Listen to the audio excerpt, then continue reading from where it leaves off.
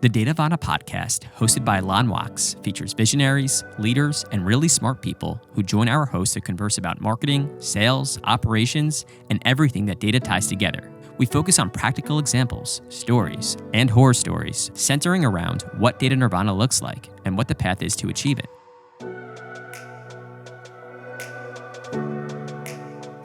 Welcome, everybody, to another version of Talk Data to Me. We have got a very special guest today, Mark Roberge. Mark, welcome to the show. Can you tell us a little bit about yourself? Yeah, thanks for having me, John. So what am I up to these days? So I joined the faculty at Harvard Business School to kind of build and teach the first sales courses over there about 6 years ago. So I spent time doing that. I co-founded the first VC firm that's run and backed by sales, marketing, and customer success leaders called Stage 2 Capital. A couple of years ago, we're finished up raising our second fund. So that's been most of my work these days. And then, formerly I was an entrepreneur and operator. The last startup I did was HubSpot. I was part of the founding team at MIT and then served as CRO, where I scaled them from 0 to 100 million through the IPO. That's amazing. You know, we want to anoint you as a data hero today. And, just kind of want to know a little bit about your journey to becoming a data hero. Yeah. Totally serendipitous, John. It was like, so I studied engineering undergrad. I started my career writing code, and then I went to MIT for business school. So there was this very quant foundation. And I accidentally found myself in sales. I literally was starting a separate company, and it was basically Halligan and Dharmesh at HubSpot. And Halligan was like, "Hey, we have you as a consultant one day a week. Why don't you just sell?" And then that evolved to me joining and then building the team. Now, little did I know in 2006, when we were doing this, that sales was going through a huge transformation. It was going from the good-looking male or female out there on the streets, opening doors, doing outside meeting, closing deals. No one's using the CRM, right? The internet's still new at this point, kind of, right?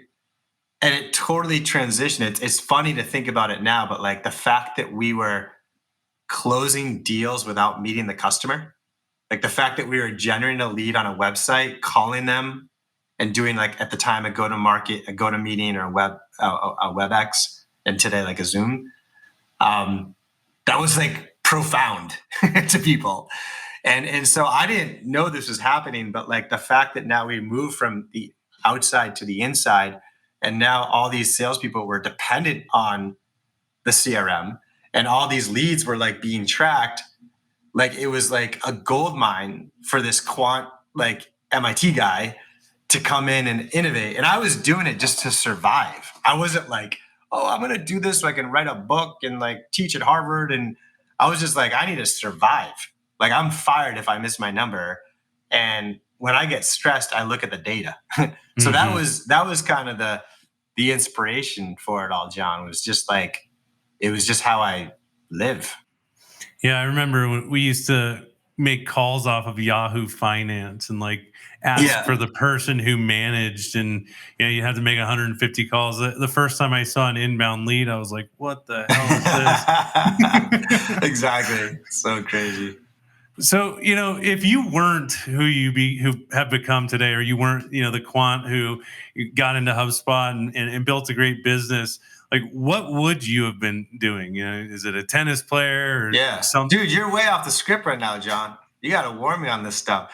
I don't know. It's kind of interesting that I didn't, the last 20 years of my career, everything that's really great that happened was not intended. I did not pursue sales. I did not apply for HubSpot. I did not I didn't intend to write a book. I didn't intend to join the faculty at Harvard, and I didn't intend to start a venture capital firm. These were just opportunities that presented to myself. So I've been pretty open-minded based on that learning. But I think when I was entered into my MBA program, not being on the sales route, I was on the tech entrepreneur route. I still coded, I did product. So I think that's probably where I discovered entrepreneurship at 23 and never looked back. So I think if I didn't find myself into sales leadership, I would have just been, not just been, but I would have been a tech entrepreneur. Well, we would have all been missing out if that would have been what you went into, because we love your book over here at Ringley. Thanks, and the audience. Sales acceleration formulas has been profound to helping us to build our own sales strategy and our own inbound strategy.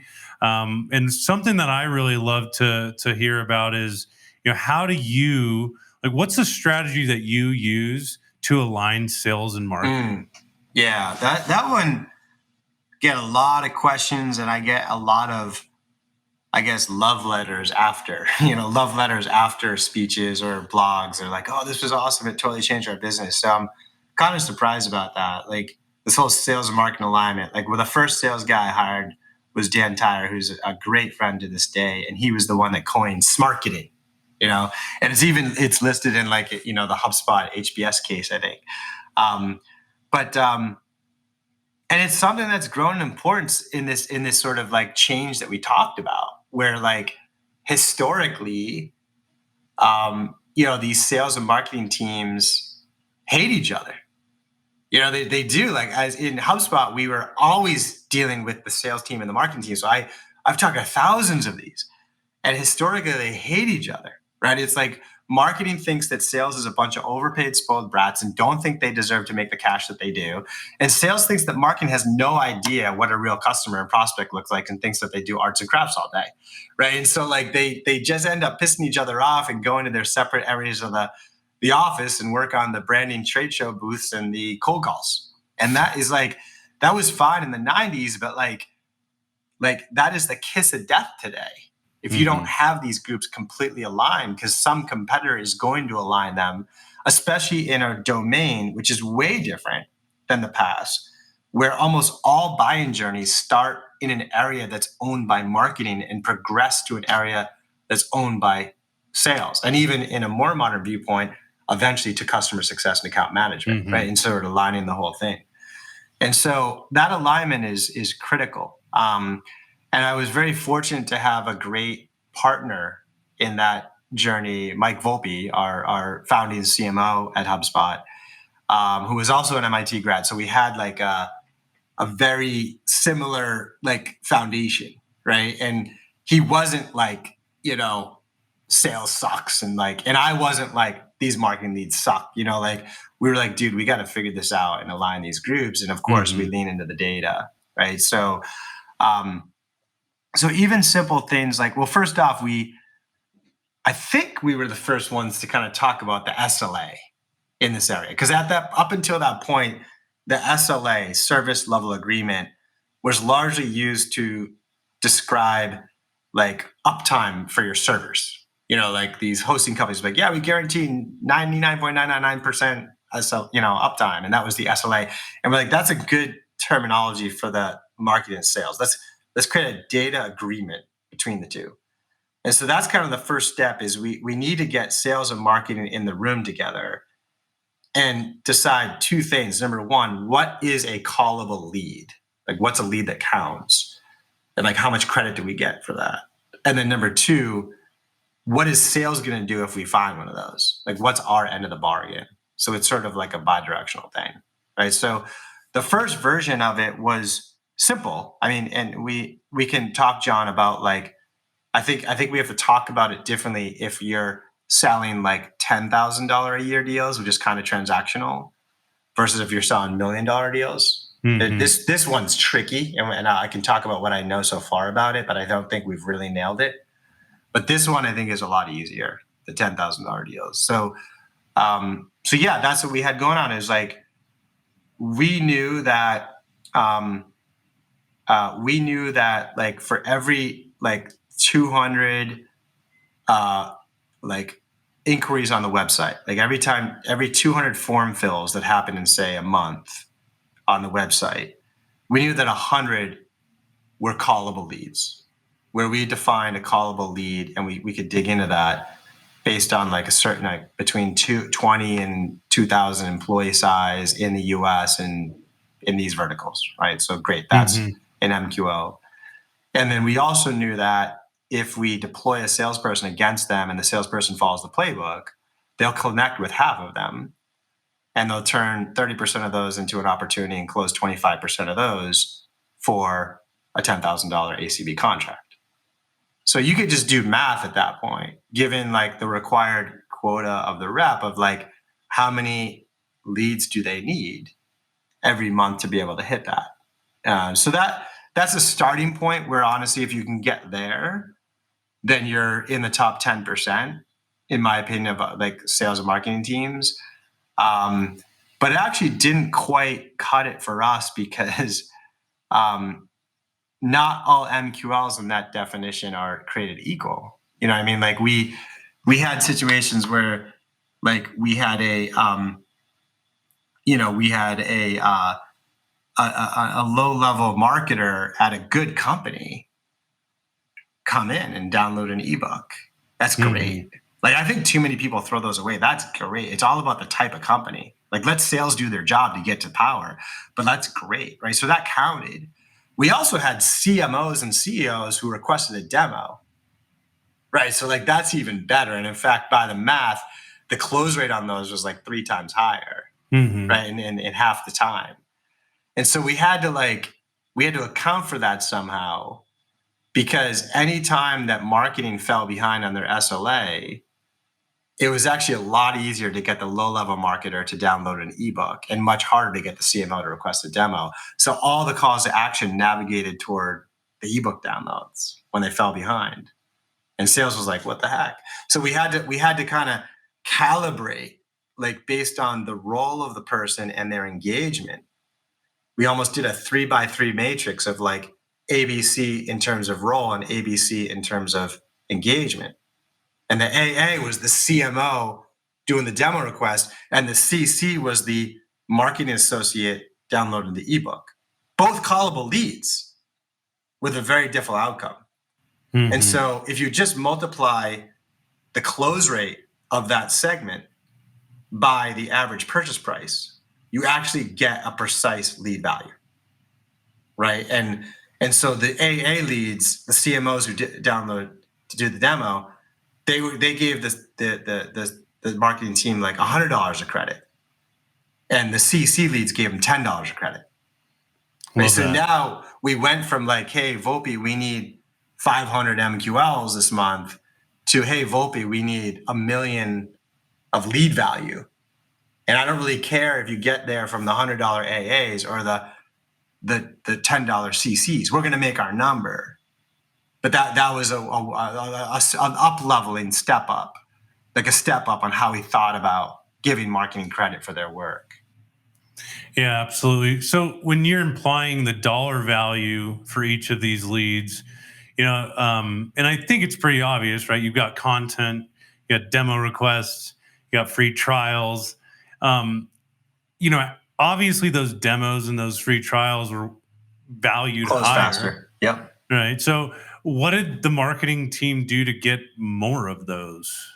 Oh, it's really just like lots of experimentation. I mean, there was a lot. We empowered them with a lot of flexibility on like how many of the calls to actions were demo requests versus ebooks, and they could experiment with it. Like, is it better off to just drive someone through an organic search and go right for the demo request?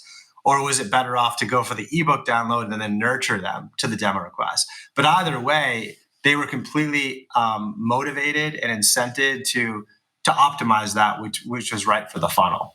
So those are some of the tactics. I mean, I would say, surprisingly, and this is slightly tangential to our topic here, but I think it is important on the implementation here. Is like, I don't like demo requests off the bat. Because like usually when someone comes in, they're at the awareness stage of the buying journey, and a demo is at the decision phase. Yeah, right. So we're like right off the bat, we're misaligned. And then the second thing I don't like about is, another time we could talk about like sales best practices. But if you study any like rigorous sales study, you'll realize that the salespeople that succeed most are those that get the buyer to talk the most in their first conversation and open up. And when you have a buyer that shows up to a call for a demo request, you are contradicting the best practice of sales.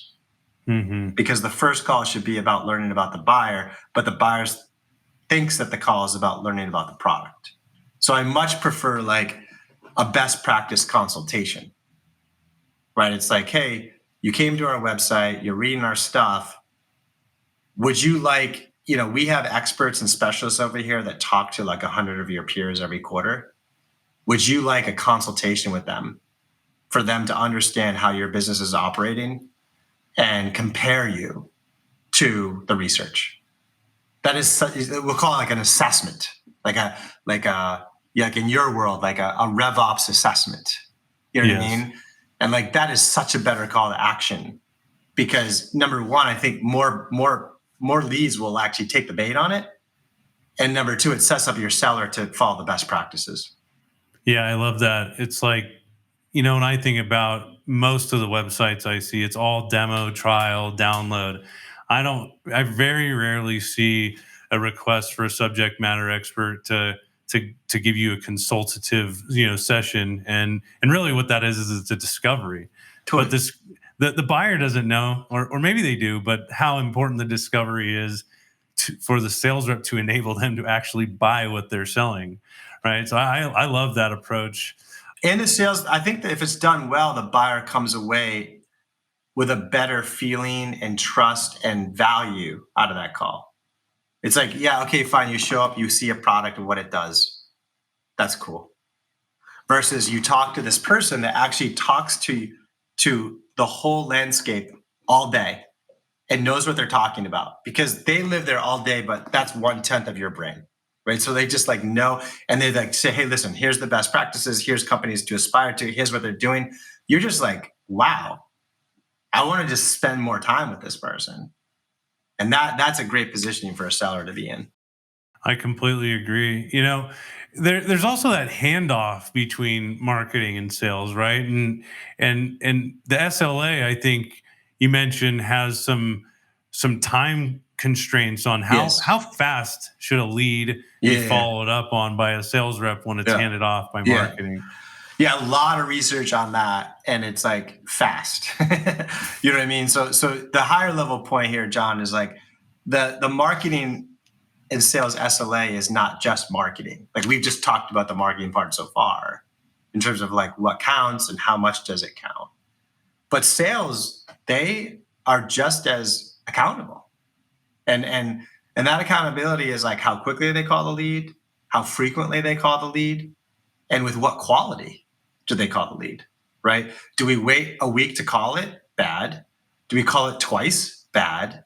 And do we leave the same voicemail every time? Bad, right? This needs to be called fast. It needs to be called honestly, like 8 to 10 times, or like anywhere between 6 and 20 times, depending on like how valuable the lead is and a lot of different things, but a lot more than you think. And every single outreach needs to be value adding. It's not just the elevator pitch on the business. It's stuff about them and another ebook and another blog article and another case study and another observation on their business that's helpful, right? So these are all the things that factored in. And the research you're pointing to is like calling fast, like within minutes. That, if you can call within minutes or at least an hour. I mean, I don't know what the exact research is, but I mean, we're talking about like a connect rate of a potentially 100 times greater. It's funny that I did some work with BCG as a senior advisor between my HubSpot and my Stage 2 Capital days. And oftentimes like that was like, we'd show up to these meetings with the CEO of like a $30 billion business. And like, we're just trying to find like a 5% uplift in our sales team. I'm like, here it is. Go over and like see how many leads you generate on the website every quarter, and then calculate how fast you call them. I'll see you in a week. And the CEO would like email the stats, the data analyst team, data science team, and then they come back like, okay, we found it out. The average time from a lead on a website to a call is 6 days. And I'm like, all right, here's how you're going to increase your sales velocity by 20%. Get that to 1 hour. And that's not easy to do in a $50 billion company. No. But it's extremely precise on what we need to do. And it's like this, hey, if you're looking for low-hanging fruit at a reasonable size organization, take a look at that. Yeah, I mean, you guys got at HubSpot to a pretty big team as well. And I think in the book you mentioned something about how you actually enforced the SLA with dashboards. Yeah, for sure. Like this one came from Jeff Hoffman, who I think is he was just like a really successful consultant out there. I think he did his operational work at Akamai and then did a lot of really great thought leadership work. And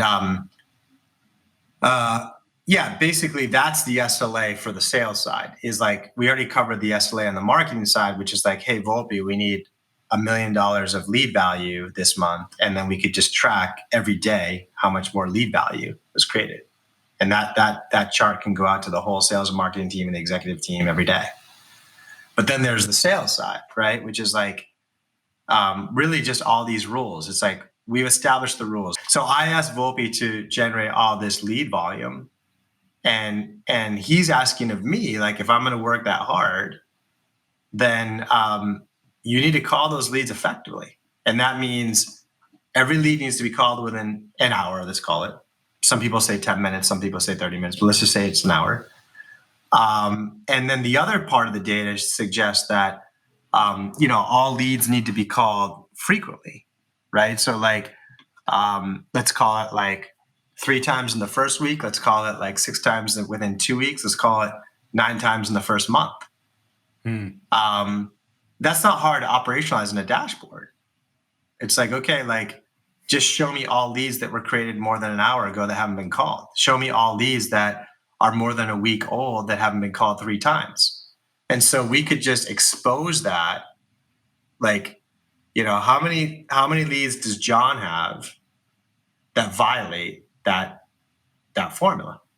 And that could just be a dashboard. It's very simple. The don't be on it dashboard. Because if your name's on it, it means that you have some leads that are violated. And it wasn't like we had the advantage that we built this culture from the ground up. So when people join, there was no transition to it. They were just like, yeah, this is how HubSpot's run. Mm-hmm. Mark was the first rep. This is what he held himself accountable to, right? And so it's just how we ran. It's a little more difficult to transition into it, which we could talk about. But so that was very simple. And the reps they weren't upset about that. They were upset when their name showed up. They were upset with themselves because that was their mortgage payment slipping through the cracks, right? They were like, right. So they were almost thankful of the process rigor and dashboarding rigor that was there. Yeah. Do you think it would be also helpful? I mean, the dashboard idea is amazing and it's simple, but when I ask people, first off, I talk to a lot of sales leaders, marketing leaders. Like, do you have an SLA between your sales and marketing team? 90% of them say no, right? So first off, I love the idea about give a dollar value to each of the types of leads, right? Yeah. That's amazing. Instead of tracking the number of MQLs, track the dollar amount of that. And that's amazing. And then make sure sales is following up on time. Make sure sales follows up enough, right? And you mentioned again, maybe your SMB leads are 6 times within the first month, but your commercial are 9 and your enterprise are 12 because the value of those leads is increasing in each one of those segments. And then dashboard, like don't be on that dashboard. Yeah. So what if you continually see somebody on the dashboard? Do you think it would be helpful, or did you guys ever implement something that would reroute a lead? Yeah, we did. When somebody didn't. That was Hoffman's idea. It was like, you could have the dashboard as the consequence, but like then there could be rules around like rerouting, and we did that. And it just takes one lead that like becomes that great account that was yours and you lost it, and it's just like that's great. It's like those leads are not the salesperson's leads; they're the company's leads, and it's our decision to deploy it in what's best for the customer and the company. It's like that's a privilege to have that lead, right? And when you don't follow the SLA, you've violated that privilege, and there's a consequence.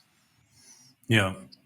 So, the other part of just the alignment of sales and marketing is defining these different criteria, like what is SMB, what is enterprise, what is commercial, what is ideal. Did you guys do anything unique around building ideal? I start with account profiles because when I sell to a business, I really don't care about the person until I know what business I'm selling to.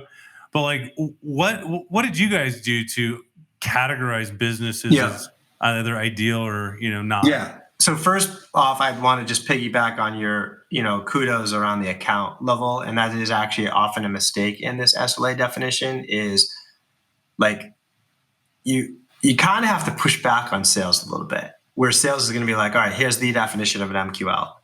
I want CEOs of Fortune 100 companies that request demos. It's like, dude, come on. You know what I mean? Like, and so like the origination, the MQL should be hyper focused on the firmographic of the company and have very little to do with the title of the lead contact. Okay, so because if I have an amazing company that comes in and it's an intern, sales, do your job. Do your job. Like the reason why the intern downloaded the ebook is because the CEO told them to go do research. Mm-hmm. You know what I mean? So go do your job, whether that means call the CEO and say, we're getting a bunch of inquiries from your business and I'd like to talk to you, or you call the intern and find out what's going on and use them a coach that then call someone else, right? So that's like kudos to you on focus on the company first, because the MQL should be on the company, not the contact, okay? And then, the segmentation on this, the SLA should differ.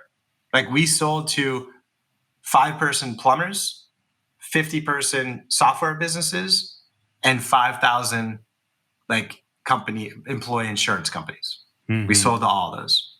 Okay. The MQL definition and the sales SLA is way different. Way different. Like our sweet spot was the 50-person company. Okay. So I think our reps got like 50 to 100 leads a month or something. And they had, they again, connect with half, end up with like 12 sales opportunities and close 5 customers. The enterprise, like all they needed was 1 customer a month, if that, right? So that was like, they might get like 10 or 20 leads a month at most, and run like what's today known as an account-based marketing, account-based selling model, where it's like, you're still dealing with 100 contacts, but because every company you've got like 20 contacts, you're working, And then the plumbers, I mean, those reps got like 1,000 leads a month. Like they didn't even call, they sent them to a group demo, like a webinar.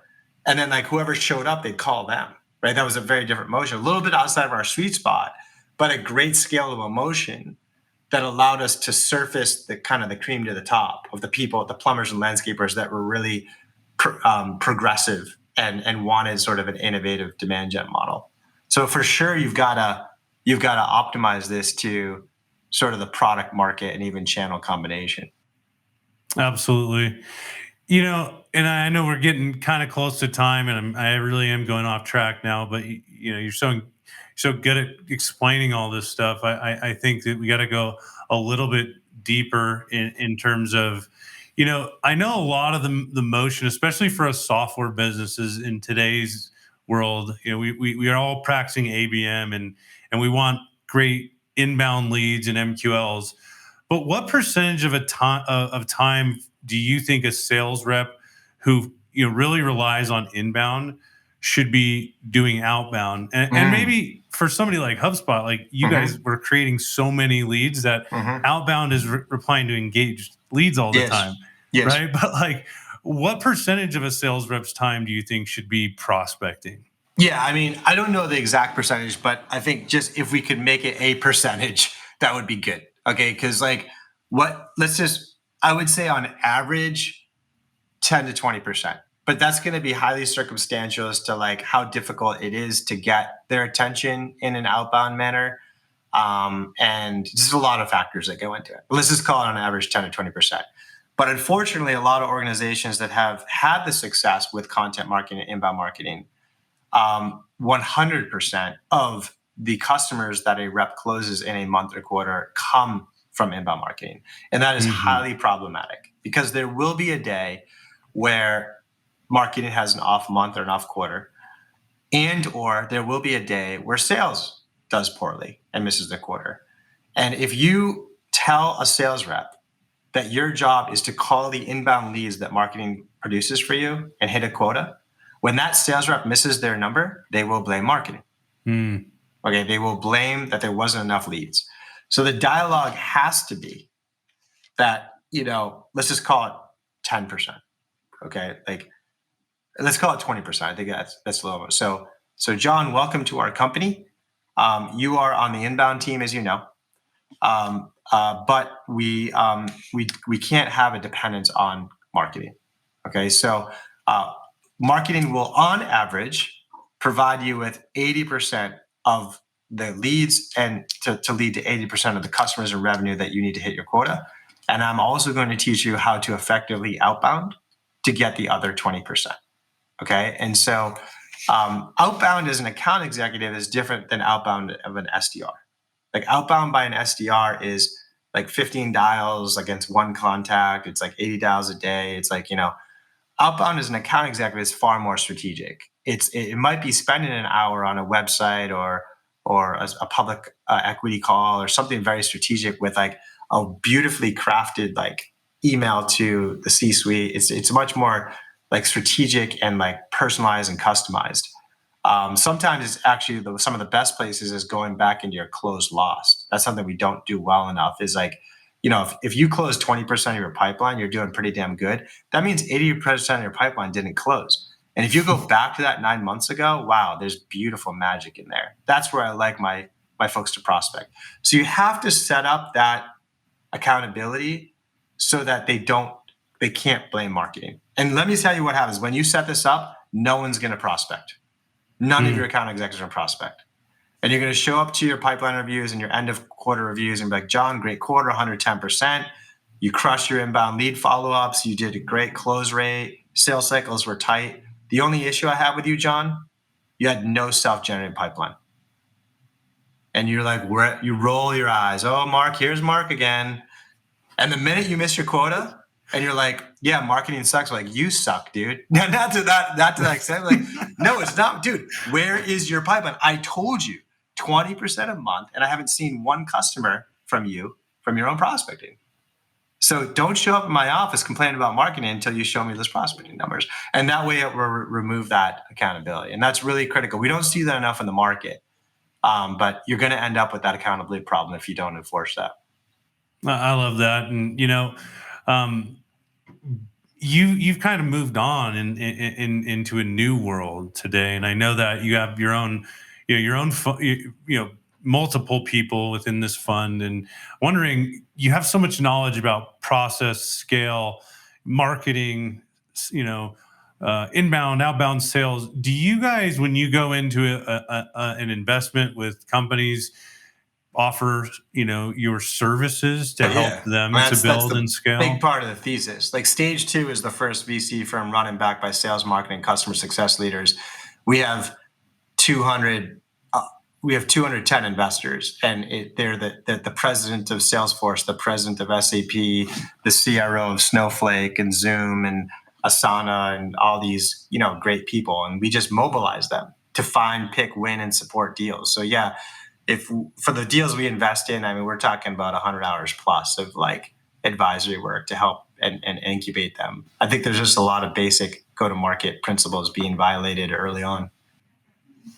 Yeah, that's amazing. It's when you're out there looking for capital, you want to find a firm that's going to help you to hit that level of scale. It's not just about the money; it's about the experience. And you're right. I've never heard of an accumulation of so many sales and marketing leaders getting together to back companies. That's very exciting. And maybe next time when you're on the show, we can dive in a little bit deeper into that. For sure. Yeah, it's been humbling, the support.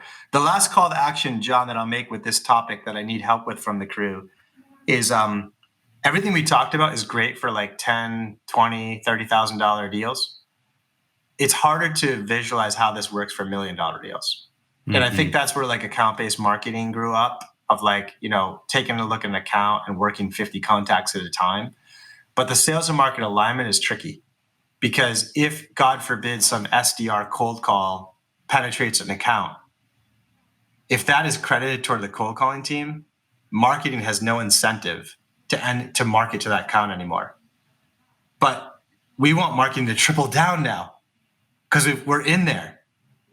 And so there's this tricky like attribution exercise. The only idea I have is to like go in and study, I think it was called the marketing mix model that was introduced in TV, to do proper attribution across like multi-channel like marketing functions within the consumer area and apply that to business, the B2B. I haven't seen anyone do it. So if anyone out there is selling like $1 million deals and they feel like they figure out a good way to have both marketing and a cold call and SDR function and maybe even a partner function work together and give them proper credit, that's important work. And shoot me up on LinkedIn, hit me up on LinkedIn or something. I'd love to hear what you're doing there. Yeah, absolutely. I think that's super important. I heard Scott Sutton, the CRO, or no, the RevOps head of RevOps over at ZoomInfo. He was talking the other day about how when they do ABM, they create game plans. So even if you are to bring in an opportunity, especially because the sales team is growing so fast over there, that they have game plans from marketing on the accounts. Perfect. Where like the sales rep can get you into the funnel, but it's still like they'll even send follow-up emails based on a cadence that make it so a new rep might not go off script and get out, go outside of what they're supposed to and say things that they're not, or email things that they're not. And really all they have to focus on is making the phone calls, keeping those meetings going, but their marketing is running plays to actually push that pipeline forward.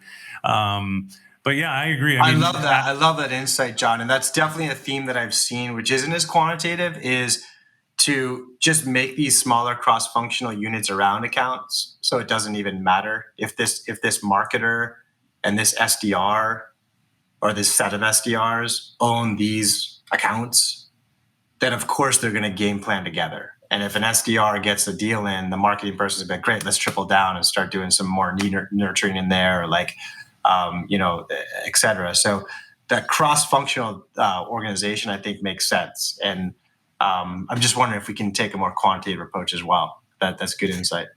I agree. We'll have to make some calls to our friends at Visible and Power BI and all these other tools to figure out, because the real challenge is when those trade shows come back, how do we prove they're worth anything? Exactly. Right? Exactly. You meet somebody big at the booth, all of a sudden an analyst comes in and or an intern submits a form 3 weeks later, and there's no attribution to the trade show. It's just the biggest pain. For sure. All right. Well, Mark, we really appreciate having you on the show today. I think the amount of information you brought to the table here today, and then the quality of it, the audience is really going to not just enjoy, but get a lot out of. And if you do not have an SLA between sales and marketing, you got to start on it today. And, Mark, if somebody wanted to get a hold of you or, ask you a question, what is the best way to do that? Yeah, I try to stay active in LinkedIn. I try to keep up with stuff, so you can pin me there. All right, cool. Well, thank you so much for joining us today. We really enjoyed having you. Yeah, thanks, John.